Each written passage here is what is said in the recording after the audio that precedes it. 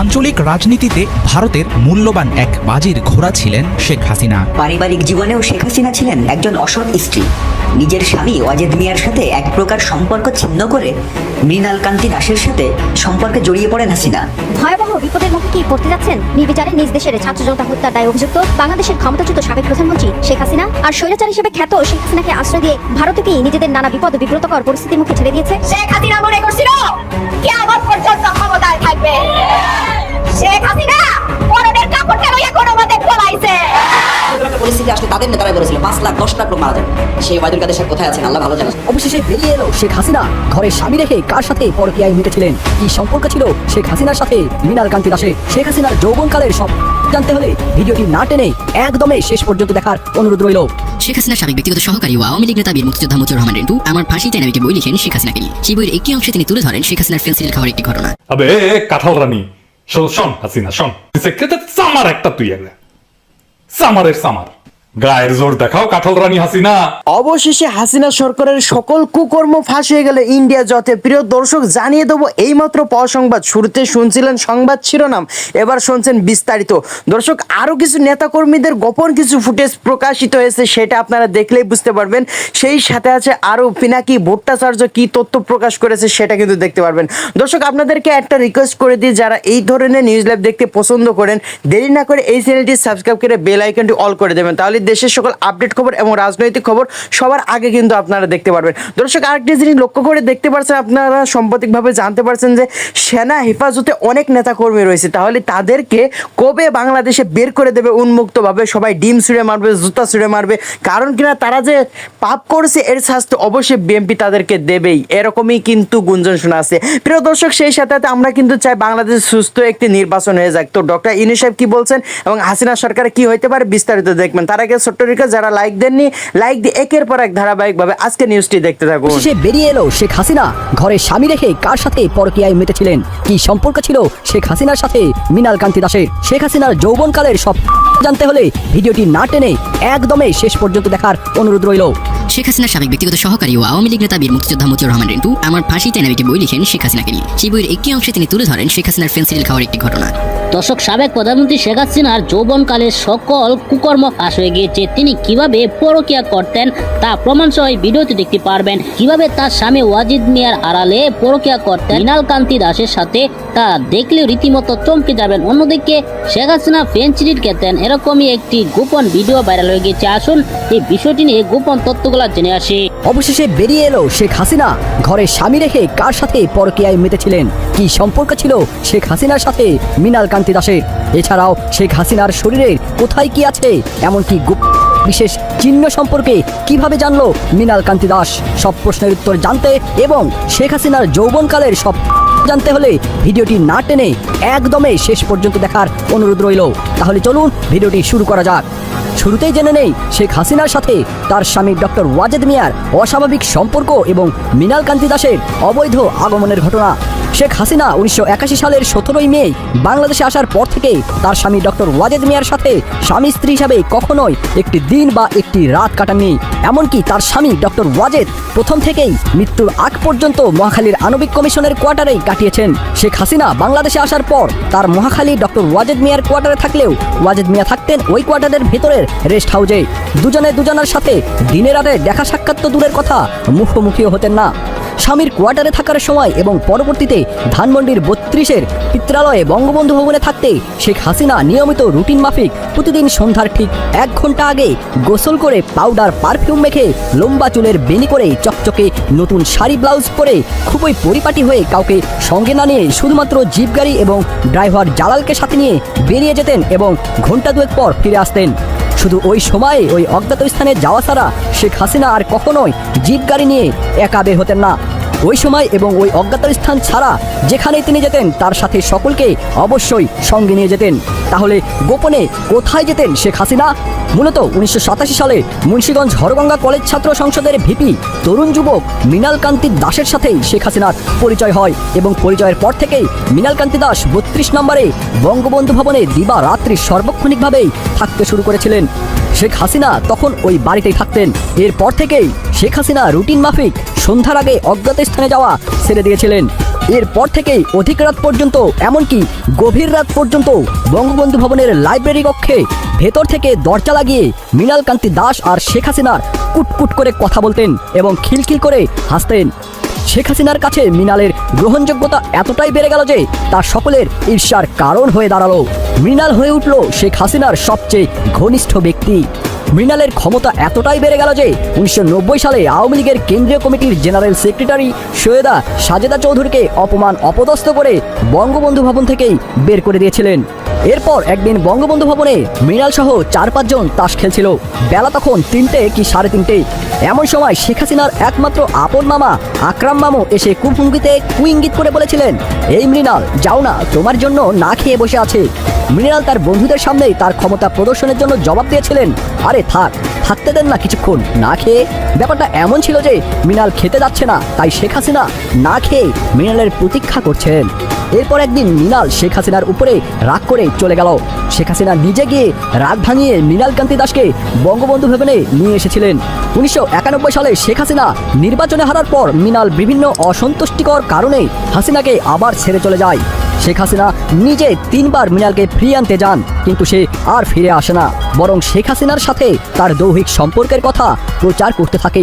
কথায় কথায় মৃণাল হাসতে হাসতে বলতে থাকে, শেখ হাসিনার শরীরে কোথায় কি আছে, কতটুকু আছে, আমি মৃণালের জানতে বাকি নেই। মৃণালের এসব কথা লোকে বঙ্গবন্ধু কন্যা শেখ হাসিনার কানে পৌঁছাতে লাগলো।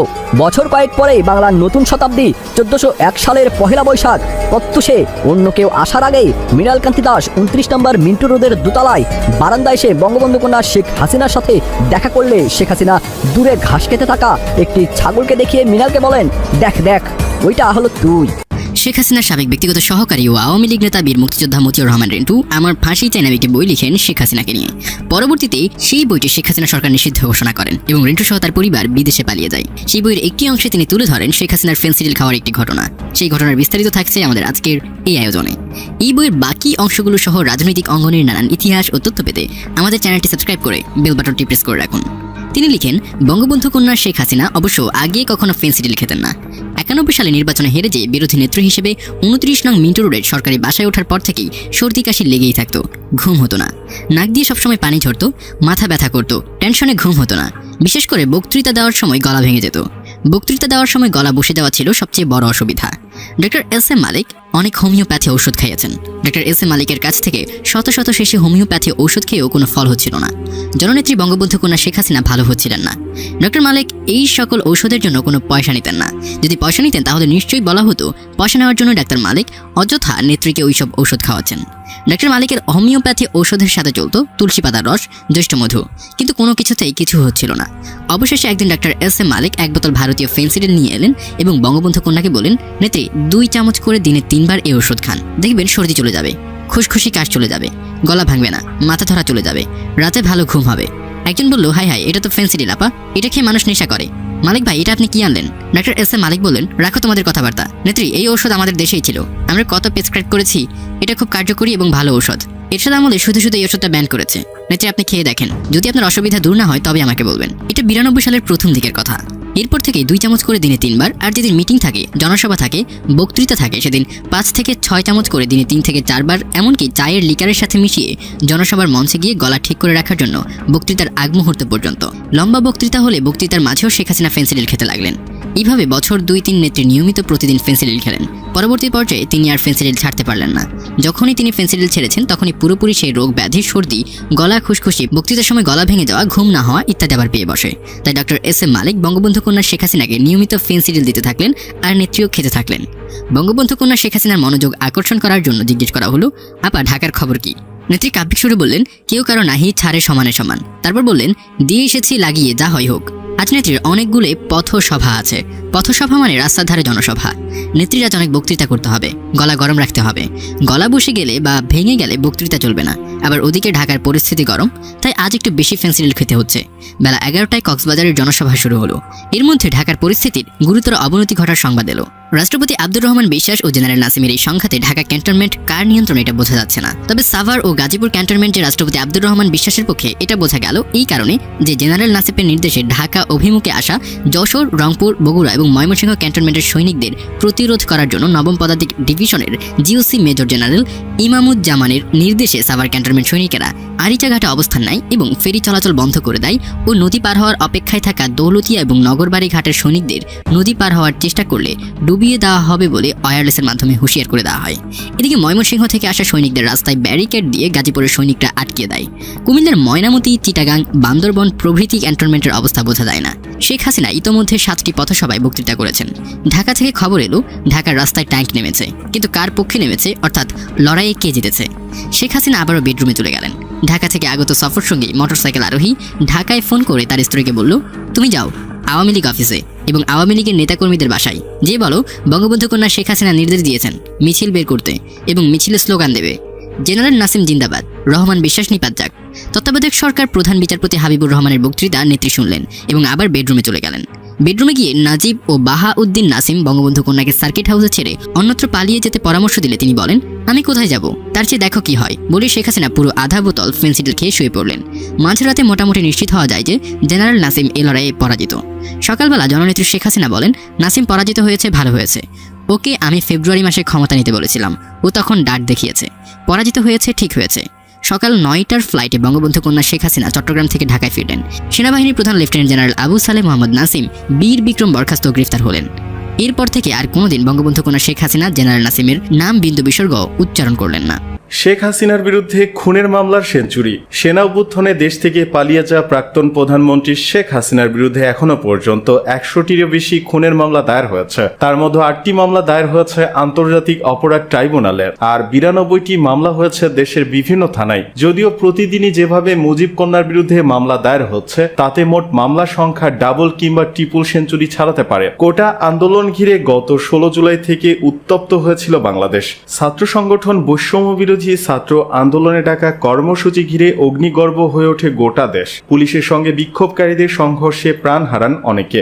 শেষ পর্যন্ত গত 5 আগস্ট গণ অভ্যুত্থানের মুখে গদি ছাড়তে হয় প্রধানমন্ত্রী শেখ হাসিনাকে। প্রাণে বাঁচতে বোন শেখ রেহেনাকে নিয়ে পালিয়ে ভারতে আশ্রয় নেন। গত 13 আগস্ট থেকে বিভিন্ন জায়গায় দায়ের হয় প্রাক্তন প্রধানমন্ত্রীর বিরুদ্ধে খুনের মামলা। এরপর থেকে প্রতিদিনই লাগাতার মামলা দায়ের চলছে। 13 আগস্ট 1টি, 15 আগস্ট 3টি, 16 আগস্ট ঢাকা ও বগুড়ায় পৃথক 2টি, 17 আগস্ট ঢাকা ও চট্টগ্রামে পৃথক 3টি, 18 আগস্ট ঢাকা সহ দেশের বিভিন্ন জেলায় 8টি, 19 আগস্ট ঢাকা ও চট্টগ্রামে 4টি, 20 আগস্ট ঢাকা, বগুড়া, জয়পুরহাট, রংপুর, ময়মনসিংহ, নারায়ণগঞ্জে 10টি, 21 আগস্ট ঢাকায় 5টি সহ গাজীপুর, নারায়ণগঞ্জের রূপগঞ্জ ও ফতুল্লা, আশুলিয়া ও চট্টগ্রামে 10টি, 22 আগস্ট ঢাকা সহ দেশের বিভিন্ন জায়গায় 10টি, 23 আগস্ট ঢাকা সহ সারা দেশে 14টি এবং 25 আগস্ট বিডিআর বিদ্রোহের ঘটনা সহ 2টি ছাড়াও রাজধানীতে আরও 10টি মামলা হয়। রিমান্ডে মুখ খুলছেন আওয়ামী লীগ নেতারা, ফাঁস হচ্ছে চাঞ্চল্যকর তথ্য। ছাত্র জনতার অভ্যুত্থানে শেখ হাসিনা সরকারের পতনের পর আওয়ামী লীগের নেতাদের অনেকেই ইতিমধ্যে গ্রেপ্তার হয়েছেন। তাদের কেউ সাবেক সরকারের মন্ত্রী ছিলেন, কেউ ছিলেন সংসদ সদস্য। ক্ষমতাচ্যুত হয়ে দলীয় ও সরকার প্রধান দেশ ছাড়ার পর সবই হারিয়েছেন তারা। যারা গ্রেপ্তার হয়েছেন তাদের সবার বিরুদ্ধেই হত্যা মামলা দায়ের করা হয়েছে। সবাইকে রিমান্ডে নিয়ে জিজ্ঞাসাবাদ করছে পুলিশ। ক্ষমতাচ্যুত হওয়া সপ্তাহ 4 মধ্যে গ্রেপ্তার হয়েছেন আওয়ামী লীগের আলোচিত ডজন খানেক নেতা। গ্রেপ্তারের পর তাদের আদালতে তুলে রিমান্ডের আবেদন করে পুলিশ। সবাইকে রিমান্ডে নিয়ে জিজ্ঞাসাবাদের অনুমতি দেয় আদালত। কাউকে কাউকে দফায় দফায় রিমান্ডে নিয়ে জিজ্ঞাসাবাদ করা হচ্ছে। সেখানে তারা দিচ্ছেন চাঞ্চল্যকর সব তথ্য। স্বৈরাচারের সহযোগী হিসেবে নিজেদের দায় এড়াতে না পারলেও তারা বলছেন সব দলীয় ও সরকার প্রধান শেখ হাসিনার নির্দেশে করেছেন। তাদের দিয়ে অন্যায্য কাজ করানো হয়েছে বলে অকপটে স্বীকারও করেছেন অনেকেই। গোয়েন্দা পুলিশ সূত্রে সব তথ্য জানা গেছে। শেখ হাসিনার ঘনিষ্ঠ ভাজন ও সহযোগী হিসেবে পরিচিত সালমান এফ রহমান জিজ্ঞাসাবাদে দিয়েছেন চাঞ্চল্যকর তথ্য।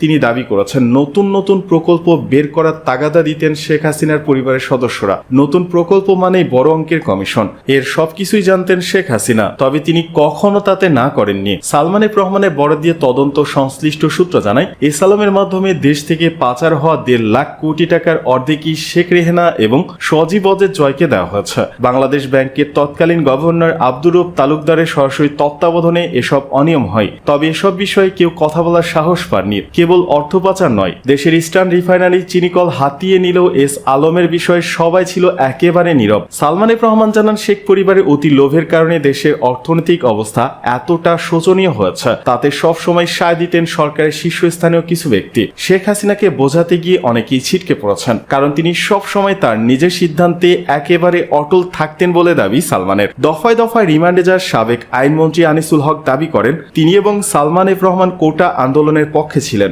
রিমান্ড শুনানির সময় আনিসুল হক বলেন, আমরা দুজনই কোটা আন্দোলনের পক্ষে ছিলাম, আমি নির্দোষ, ঘটনার বিষয়ে কিছুই জানি না, আদালতের কাছে ন্যায় বিচার চাই। সাবেক আইনমন্ত্রী জিজ্ঞাসাবাদে ডিবিকে জানিয়েছিলেন, জাতির পিতা শেখ মুজিবুর রহমানকে দেশের সম্পদ না বানিয়ে আওয়ামী লীগের সম্পদ বানিয়েছিলেন সাবেক স্বৈরাচার প্রধানমন্ত্রী শেখ হাসিনা। এটা ছিল শেখ হাসিনার বড় ভুল। তিনি নিজেকে এবং তার বাবাকে বেশি ফোকাস করতে গিয়ে জনগণের বিরাগ ভাজন হয়েছেন। সাবেক এই আইনমন্ত্রী জানান, সারা দেশে গ্রামে গঞ্জে জেলা উপজেলায় শেখ মুজিবের এত ভাস্কর্য না বানিয়ে যদি একটি বা দুইটি আন্তর্জাতিক মানের ভাস্কর্য বানাতেন, তবে সেটা দেখতে ভিড় করতেন দেশি বিদেশি পর্যটকরা, এতে শেখ মুজিবের সম্মান অনেক বাড়ত। রিমান্ডে থাকা সাবেক তথ্যমন্ত্রী হাসানুল হক ইনু জিজ্ঞাসাবাদে বলেন, শেখ হাসিনা সরকারের প্রথম 5 বছর আমি মন্ত্রী ছিলাম, পরের 10-11 বছরে আমরা সরকারে ছিলাম না, তবে 14 দলের জোটের শরিক ছিলাম। জোটের শরিক হিসাবে আমরা শেখ হাসিনাকে অনেক পরামর্শ দিয়েছি, ছাত্রদের দাবি মেনে নিতে বলেছি, যেসব পুলিশ সদস্য ছাত্রদের উপর গুলি চালিয়েছে তাদের বিরুদ্ধে ব্যবস্থা নিতে বলেছি, টাকা পাচারকারীদের ধরতে বলেছিলাম। উনি চীন সফরে যাওয়ার আগেও বেশ কিছু পরামর্শ দিয়েছিলাম, আমাদের কোনো পরামর্শই তিনি কানে নেননি। ওবায়দুল কাদেরের সমালোচনা করে ইনু বলেন, ছাত্র আন্দোলন দমনের বিষয়ে আওয়ামী লীগের সাধারণ সম্পাদক ওবায়দুল কাদের বলেছিলেন, তাদের দমাতে ছাত্রলীগই যথেষ্ট।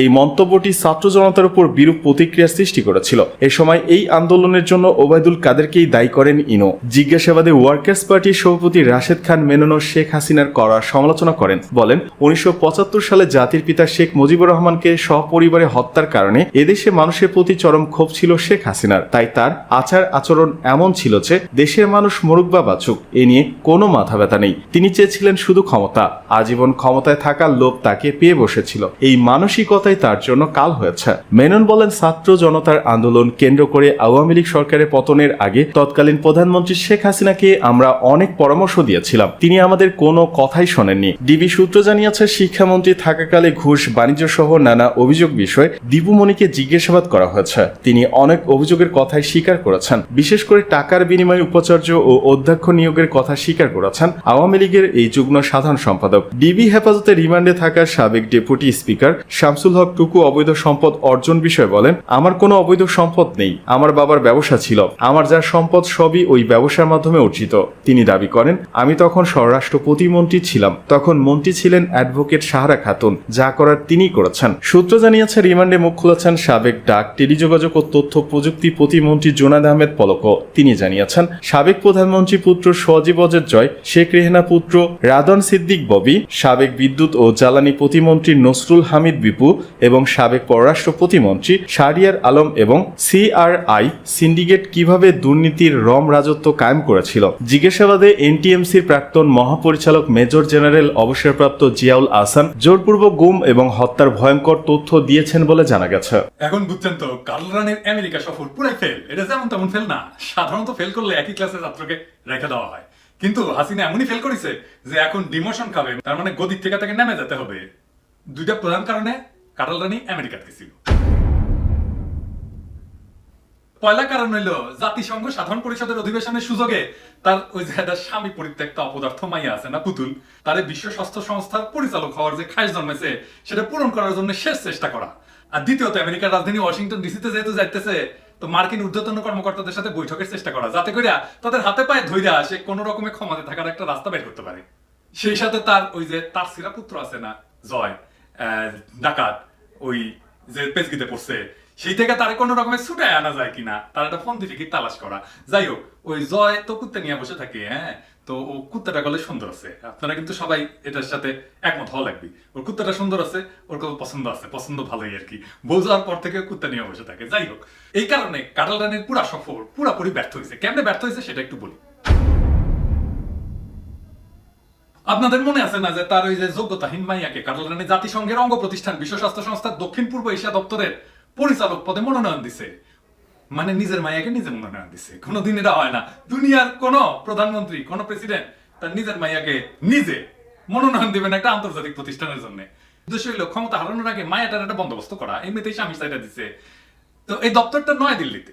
কাটালানি উঠতে বসতে বলে ভারতকে এমন দিছি যে চিরকাল মনে রাখবে, তাই সে ভাবছে দিল্লিতে একটা আন্তর্জাতিক সংস্থা পরিচালক পদে মাইয়ারে যদি বসায় দেওয়া যায় তাহলে তার একটা হিল্লা হয় এবং ভারতের অভিভাবকত্বে সেখানে সে নিরাপদে পুনর্বাসিত হতে পারে। এই অযোগ্য মাইয়ার জন্য যে 11টা দেশ ওই প্রার্থী নির্বাচনে ভোট দেবে, তাদের সাথে বাংলাদেশের মূল স্বার্থ বিসর্জন দিয়া এবং জনগণের কারি কারি টাকা খরচ করে কাটানারি ক্যাম্পেইন চালাইছে। ব্রিক্সে G20 সম্মেলনে সে নিজের মায়ারে নিয়ে গিয়া বিভিন্ন দেশের রাষ্ট্র নেতাদের সাথে ঘোরাঘুরি করেছে, যেটা এই যাবৎ কূটনীতিক ইতিহাসে কখনো কোনো দেশে দেখা যায়নি। এটা প্রথম। এই ছাড়া ওই যে সুপ্পু আছে না, সুপ্পু কি বানাইছে, ও প্রেসিডেন্ট বানাইছে না, ওই সুপ্পুরে হাসিনা পাঠিয়েছিল জাকার্তায় আসিয়ান শীর্ষ সম্মেলনে পুতুলের ক্যাম্পেইন করার জন্য। তো পুতুলের তার সাথে পাঠিয়ে দিছিল। তবে সুপ্পু এতই অযোগ্য, এতই অথর্ব যে সে পুতুলের পক্ষে কোনো কার্যকর ক্যাম্পেইন চালাইতে পারে নাই। সুপ্পুরে দিয়ে কাম হয় নাই জন্য হাসিনা নিজে এবার মাঠে নামছিল জাতিসংঘের অধিবেশনে। সেইখানেও তার কোনো সুবিধা হয় নাই। পূর্ব তিমুর বাদে আসিয়ানের সদস্য রাষ্ট্রের অন্য কোনো শীর্ষ নেতা তার সাক্ষাৎ দেয় নাই। পুতুলের সমর্থন দেওয়া তো দূরের কথা, শ্রীলঙ্কারও কলে একটা ভোট আছে, তাই সেই দেশের রাষ্ট্রপতির সাথে সাক্ষাৎ করেছে। ছবিতে এই দুই দেশের রাষ্ট্রপ্রধানদের বডি ল্যাঙ্গুয়েজ দেখেন, দেখলে বুঝতে পারবেন যে তারা পুতুলের ব্যাপারে কোনোভাবে আগ্রহী না। হাসিনার নিউ ইয়র্কে থাকা অবস্থায় চিকিৎসা বিষয়ে পৃথিবীর সর্বশ্রেষ্ঠ জার্নাল ল্যান্সেট, মানে ধরেন এটাতে বলা হয় যে ডাক্তারদের বাইবেল আর কি, মানে ল্যান্সেটে যদি কিছু ছাপা হয় সারা দুনিয়ার ডাক্তারেরা সেটা মানে, মাথা পেটা মেনে নেয়। ওই ল্যান্সেটে পুতুলের প্রার্থিতা নিয়ে কড়া সমালোচনা করে লিখেছে, বলছে যে এটা অস্বচ্ছতা এবং স্বজনপ্রীতির একটা নিদর্শন। একই সাথে পৃথিবীর সবচেয়ে প্রভাবশালী অর্থনীতি বিষয়ক পত্রিকা দ্য ফিনান্সিয়াল টাইমস এই বিষয়টা সমালোচনামূলক নিবন্ধ ছাপিয়েছে। এটা নিয়ে আর একটা এপিসোড করুন নিয়ে, আজ এত টাইম নাই, তার উপরে আবার এই যে ভিডিও করেছি না, এটা ডাবল করা লাগিচ্ছে। আগে করেছিলাম ভিডিও রেকর্ডিং ঠিক মতো হয় নাই, আবার করা লাগিচ্ছে, বুঝেছেন তো?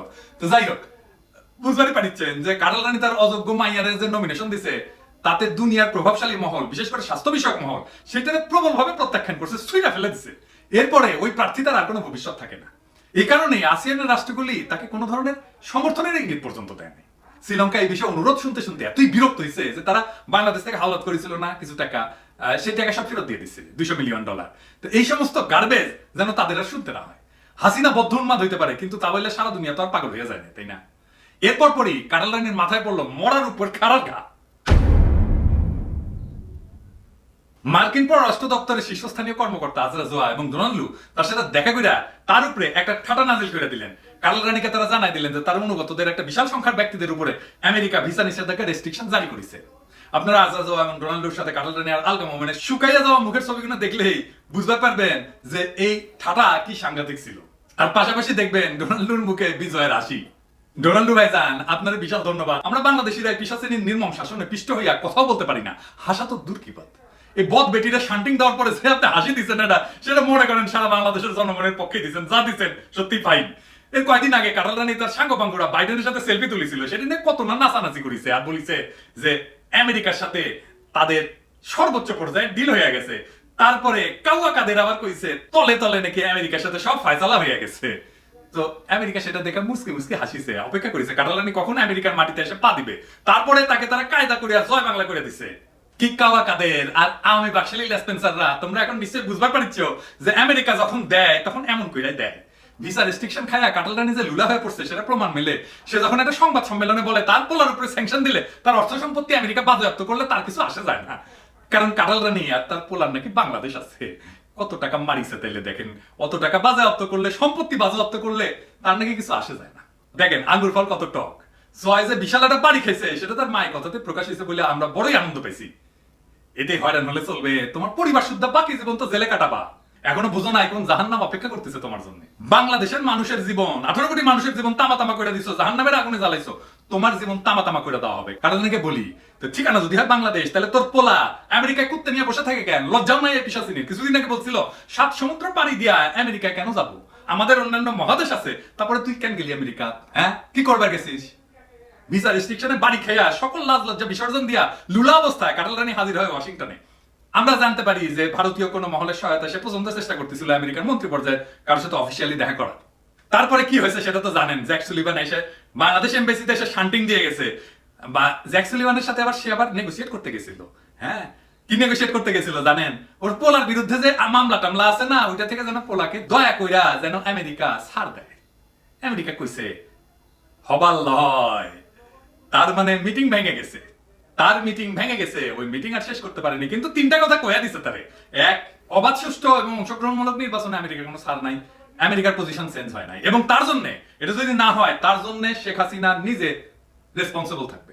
এবং এটার মানে কিন্তু বিশাল, মানে যদি কোনো কারণে এই জিনিসটা না হয়, নির্বাচন যদি না হয়, অবাধ যদি না হয়, সুষ্ঠু যদি না হয়, নিরপেক্ষ যদি না হয়, অংশগ্রহণমূলক যদি না হয়, বিএনপি যদি না আসে, তাহলে দায়িত্ব হাসিনার নিজের। এটা কিন্তু কয়ে দিচ্ছে। তারপরে কওয়া হয়েছে যে এই ধরনের একটা নির্বাচনের বিরুদ্ধে যদি হাসিনা সরকার কোনো প্রতিবন্ধকতা সৃষ্টি করে, তাহলে তার জন্য কাটাল রানীকে সরাসরি দায়ী করা হবে। আর ওই উচ্চপদস্থ কর্মকর্তা কাটাল রানীকে প্রফেসর ইউনূস আর আদিল রহমান খানের বিষয়ে তীব্র ভাষায় প্রতিক্রিয়া ব্যক্ত করে বলেন যে প্রফেসর ইউনূসের বিরুদ্ধে যে হয়রানিমূলক সকল কাজ চলতেছে সেটা তাৎক্ষণিকভাবে বন্ধ করতে হবে এবং আদিল রহমান খানকে অবিলম্বে মুক্তি দিতে হবে। সুতরাং কারো কাছে তাকে ক্ষমতা রেখে দেওয়ার আবদার জানানো তো দূরের কথা, সে নির্বাচন বিষয়ে আমেরিকার উষ্টা খাইয়ে ওয়াশিংটন ত্যাগ করতে বাধ্য হয়েছে। এটা অনিশ্চিত ভবিষ্যতের স্পানে পোলাটারে অথই পানির মধ্যে ফেলায় রেখা। এবং ওই মিটিং এর কথা গোপন রাখছে, কয় নাই যে কি কথা হয়েছে, মিটিং যা হয়েছে এটাই কয় নাই। কারোর সাথে একটা সেলফি তুলতে পারলে সে লাফায়, আর মিটিং এর কথা দেখেন গোপন রাখছে, এটা কয়া দিছে আমেরিকা, সেই জন্য বাইরে আসছে। তো জয় আসলে কি সমস্যা আছে? আমরা খবর পাইছি যে জয় ডাকাত মানি লন্ডারিং, কর ফাঁকি এবং ইমিগ্রেশনে ভুল তথ্য দেওয়ার কারণে ইনভেস্টিগেশনের মধ্যে পড়ছে। এই সমস্ত বিষয়ে আমেরিকার বিভিন্ন দপ্তর দেখাশোনা করে। জয় আমেরিকায় আলিশান বাড়ি কিনছে ভার্জিনিয়া রাজ্যের গুলশান হিসেবে বিবেচিত ফেয়ারফক্স শহরে। এই ধরনের শহরে সবচেয়ে দামি বাড়িগুলো ডেড এন্ড স্ট্রিটে, মানে যে রাস্তায় একবার ঢুকলে আর একটা রাস্তায় বাইর হওয়া যায় না, সেই রকম একটা রোডের উপরে তার বাড়ি। তাহলে বুঝেন সে কত টাকা মারছে। একজন প্রত্যক্ষদর্শীর মাধ্যমে আমরা জানছি যে কাটাল রানী যখন ওই বাড়িতে অবস্থান করেছিল, তখন আমেরিকার ফেডারেল গভর্নমেন্টের নাম্বার প্লেটওয়ালা 4টা গাড়ি উপস্থিত হয় এবং গাড়িগুলোতে যারা আসেন তারা বেশ কিছুক্ষণ সেখানে অবস্থান করে। এই ধরনের ঘটনা ঘটে যখন ফেডারেল এজেন্ট মানে বুঝেছেন তো, আমাদের যেমন দুদক আছে না, ডিবি আছে না, উনকা আর কি। এবং গাড়িগুলিতে যারা আসে তারা বেশ কিছুক্ষণ সেখানে অবস্থান করেন। এই ধরনের ঘটনা যারা ঘটে যখন ফেডারেল এজেন্টরা কাউকে জিজ্ঞাসাবাদ করতে আসে, আমরা ধরে নিচ্ছি যে তাকে জিজ্ঞাসাবাদ করতে আসছিল এবং হাসিনাকেও জিজ্ঞাসাবাদ করতে আসছিল। আমরা শীঘ্রই বিষয়গুলো কনফার্ম করতে পারবো বলে আশা করি। তবে জয় যে একটা বড় পেজ গিতে পড়ছে তা আমরা নিশ্চিত। ওয়াশিংটন ত্যাগ করার আগে কাটাল রানী ভয়েস অফ আমেরিকা একটা ইন্টারভিউ দিয়ে তার অপ্রাপ্তির যত জ্বালা, যত বিষ সবই উগড়াই দিছে।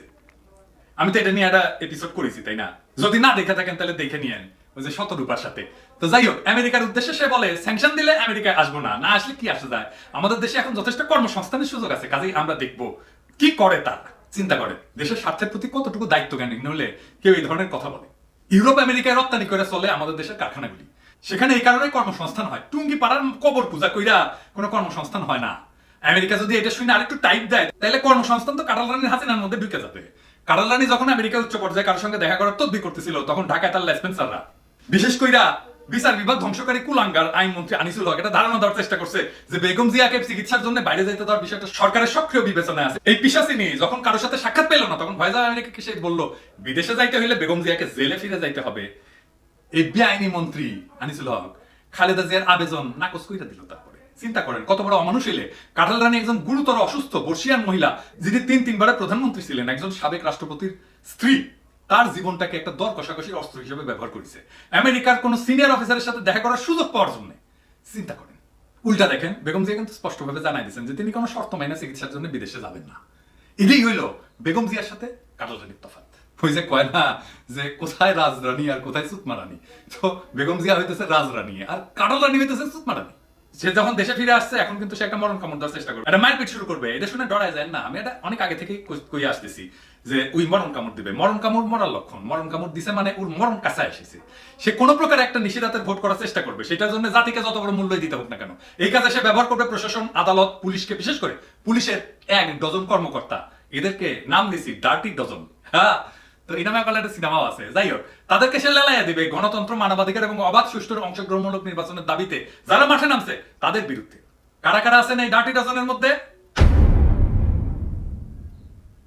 এই যে 1 নাম্বার বিপ্লব কুমার, 2 নাম্বার জয়দেব কুমার ভদ্র, 3 নাম্বার মোল্লা নজরুল ইসলাম, 4 নাম্বার কৃষ্ণপদ রায়। এই কৃষ্ণপদ রায় কলে ছাত্র ইউনিয়ন করেছে। আঙ্কের একটু সিনিয়র মনিরুল ইসলাম, হ্যাঁ, এরা আমার কলে সমাজতান্ত্রিক ছাত্র ফ্রন্ট করেছিল। খুরশেদ হোসেন, হাবিবুর রহমান, সৈয়দ নজরুল ইসলাম, আতিকুল ইসলাম, মামুন মানে ওই আইজিপি যে আর কি, তারপরে কামরুল হাসান, হারুনুর রশিদ মানে ভাতের হোটেলের হারুন। এর মধ্যে আইজিপি সাহেব তো আগের থেকে স্যাংশন খেয়ে বসে আছেন। বাকিদের মধ্যে অনেকে ইতিমধ্যে ভিসা রেস্ট্রিকশন খাইছেন। কি ভাইজান খাইছেন না? আলহামদুলিল্লাহ, আরো খাইবেন, কেবল তো শুরু, এখনো শেষ হয় নাই। তো এই ডার্টি ডজনরে বলি, এখনো সময় আছে, আপনারা বসে আসেন। আমেরিকা আপনার নেত্রীর সাথে ওয়াশিংটনে কোনো আনুষ্ঠানিক সাক্ষাৎ দেয় নাই, একটা সাক্ষাৎ দিছে, সেটা এমবাসিতে আইসা বইলা গেছে কি করতে হবে। এই যে ট্রিটমেন্ট করলো আমেরিকা তারে, কাটালের নাম তাদের খাতা থেকে খারিজ করে দিছে। এরপর পরই সে আমেরিকার বিরুদ্ধে উন্মাদের মতো কথা বলা শুরু করেছে। আমেরিকার সাথে পাঙ্গা দিয়া কেউ টিকে থাকতে পারে না, এটুকু বোঝার মতো আক্কেল নিশ্চয়ই আপনার আছে। পৃথিবীর সবচেয়ে বড় পরাশক্তি, তার সাথে গুলতি নিয়ে লাগছেন আপনি। আপনাদের সাথে তো দেশের মানুষও নাই, দেশের মানুষ যদি থাকলো নি তাও না একটা ফাইট দিবার পারলেন নি। ওই যে সাদ্দাম হোসেনের সাথে দেশের মানুষ আছিল, তো আপনার সাথে তো কেউ নাই। একটা এক্সপায়ার্ড মালের লাঠিয়ালের ভূমিকা পালন করে আপনারা কেবল আপনাদের নিজেদেরই না, নিজেদের পরিবারের এবং ভবিষ্যৎ বংশধরের যে কি ক্ষতি করবেন সেটা একবার ভাইবা দেখতে বলি। কি ক্ষতি করবেন শুনেন।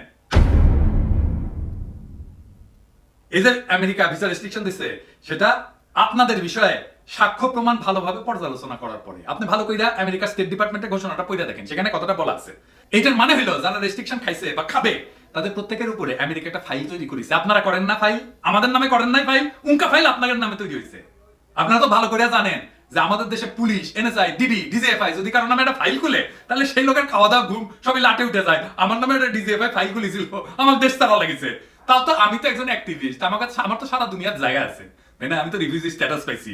হ্যাঁ, আমার প্রোটেক্ট করবে, জাতিসংঘ প্রোটেক্ট করবে, আপনাকে প্রোটেক্ট করবে। আপনি তো দুর্বৃত্ত। এই ফাইল না উঠে নিলে আমি যেমন ফেরত পাবো না দেশের সিংকা। এই ফাইলের দুশ্চিন্তায় যাদের ফাইল হয়, যাদের নামে ফাইল করেছেন তাদের জীবন হারাম হয়ে যায়। এইবার আপনাদের নামে বিশ্বের সবচাইতে শক্তিধর দেশের পররাষ্ট্র দপ্তর, জাতীয় নিরাপত্তা দপ্তর, গোয়েন্দা সংস্থাগুলিতে ফাইল খোলা হয়েছে। এই ফাইল শুধু আপনাদের নামেই না, আপনার স্ত্রী আছে, সন্তান আছে, সবাই এই ফাইলের আওতায় পড়বে। হ্যাঁ, আমার বাসার লোক পাঠান, হ্যাঁ, আমার কি কি সম্পত্তি আছে, আমার আত্মীয় স্বজনকে তার লিস্টি করে মাসের পর মাস দেখেন, ওর মধ্যে ঢুকাই দিবে। এবার তোর লিস্টি ঢুকে দিবে। তো ভিসা রেস্ট্রিকশন তো খাবো তুই, তোর পোলা বউ সবাই আমেরিকা বা অন্য কোনো পশ্চিমা দেশে ভিসা নিতে গেলে ধরা খাবে, নাতি নাতনিও ধরা খাবে। কোনোদিন যদি ভিসা নিতে যায় তাহলে পিতা মাতা হিসেবে তো তোকে পোলা পানের নাম আসবে, তাই না? পোলা মাইয়ার নাম আসবে। তো দেখবে যে ভিসা রেস্ট্রিকশন খাইছিল ওর পোলা আমরা কেন দিব? নাতি নাতনিও দেশের বাইরে যেতে পারবে না, ভিসা পাবে না। এই যে একটা কঠিন জাল, তার থেকে বাইরে হওয়ার কোনো উপায় নাই। হ্যাঁ, আপনারা আয়না ঘর বানাইছেন না, হ্যাঁ তাই না? আমেরিকা যে আপনাদের নামে ফাইল নামের আয়না ঘর বানাইছে, তাতে আপনি, আপনার স্ত্রী, সন্তান, নাতিপুতি বছরের পর বছর, দশকের পর দশক, প্রজন্মের পর প্রজন্ম বন্দী হইয়া থাকবে। মনে থাকে যান। তবে এটা থেকে বাঁচার একটা উপায় আছে, যদি আমার কথা শুনেন। এতক্ষণ তো গালাগালি করেছি, একটা বুদ্ধি দিই। আমার ধারণা কাটালরানি উন্মাদ হইলেও আপনাদের মধ্যে কেউ কেউ কমন সেন্স আছে, নিজের বুদ্ধি বিবেচনা এটা করতে পারে। আপনারা যদি আপনাদের কর্মকাণ্ড দিয়ে আমেরিকা এবং পশ্চিমা শক্তিগুলির কাছে আগামী দিনগুলোতে একটা বিশ্বাসযোগ্য প্রমাণ হাজির করতে পারেন যে আপনারা অবাধ, সুষ্ঠু এবং অংশগ্রহণমূলক নির্বাচনের প্রতিবন্ধকতা হইয়া দাঁড়ান নাই এবং গণতন্ত্র মানবাধিকারের বিরুদ্ধে কাটালরানির বরকন্দাজ হইয়া মাঠে নামেন নাই, তাইলে আপনাদের এই রেস্ট্রিকশন একদিন তুলে নেওয়া হবে। এটা অনেক ক্ষেত্রে করা হয়েছে আগে। ফাইল ধ্বংস করা হবে না, কিন্তু সেটা ইনঅ্যাক্টিভ করে রাখা হবে। আপনারা যে জঘন্য অপরাধ করেছেন তাতে আপনাদেরকে ক্ষমার দৃষ্টিতে দেখা খুবই কঠিন। তবুও দেশে একটা ক্রান্তি লগ্নে প্রবেশ করেছে, তাই আপনাদেরকে একটা সদুপদেশ দেওয়ার একটা প্রয়োজনীয়তা বোধ করেছি। আপনারা আপনাদের পরিবারের সাথে ডাইনিং টেবিলে বসে খাওয়ার সময় আমেরিকার অ্যাকশনের যে ভয়াবহ পরিণতি, যা কেবল আপনাকে না বরং পুরো পরিবারকে জন্ম জন্মান্তরে তাড়া করে ফিরবে, সেটা নিয়ে আলোচনা করবেন। দেখেন আপনার পরিবারের সদস্যরা কি বলে। একটা দ্রুত পতনশীল স্বৈরাচারের সপক্ষে দাঁড়াইয়া নিজের এবং পরিবারের ভবিষ্যৎ অগ্নিকুণ্ডের মধ্যে নিক্ষেপ করার মধ্যে কোনো বীরত্ব নাই। এটা নরাধম এবং কাপুরুষের কাজ। এই শেষ পর্যায়ে যদি সিধা হয়ে যান এবং দেশের মানুষের বিরুদ্ধে আপনার অত্যাচার এবং নিপীড়নের যন্ত্র পরিহার করেন, তাহলে আপনারা আমেরিকার হাত থেকে এবং বাংলাদেশের আপন মানুষের মনের দীর্ঘদিন জমে থাকা তীব্র ক্ষোধের হাত থেকে বাইসা গেলেও দেখতে পারেন। আমি আপনাদের আগে কোনোদিন উপদেশ দিই নাই, কারণ আপনাদেরকে আমি জঘন্য প্রকৃতির এবং অমানুষ হিসেবে বিবেচনা করি। আজকের পরে আমি আপনাদেরকে আর কোনো ধরনের উপদেশ দেব না। শুধু এইবার যা বললাম সেটা একবার ভাইবা দেখেন, নিজে ভাবেন, বউ পোলাপান নিয়ে ভাইবা দেখেন। এরপরে আর কইয়েন না যে সময় থাকতে আমি সাবধান করি নাই। প্রিয় দেশবাসী, আপনারা যে যেখান থেকে ভিডিওটি শুরু থেকে শেষ পর্যন্ত দেখেছেন আপনাদেরকে অসংখ্য ধন্যবাদ জানাই। আর যারা এই ধরনের নিউজ লাইভ দেখতে ভালোবাসেন তারা অবশ্যই ইউটিউব চ্যানেলটি সাবস্ক্রাইব করে রাখবেন আর এই ভিডিওটি শেয়ার করে অপর ভাইকে দেখার সুযোগ করে দেবেন। তাহলে সবাই ভালো থাকবেন, সুস্থ থাকবেন। দেখা হবে পরবর্তী কোনো দেশের আপডেট খবর অথবা নিউজ নিয়ে। আসসালামু আলাইকুম।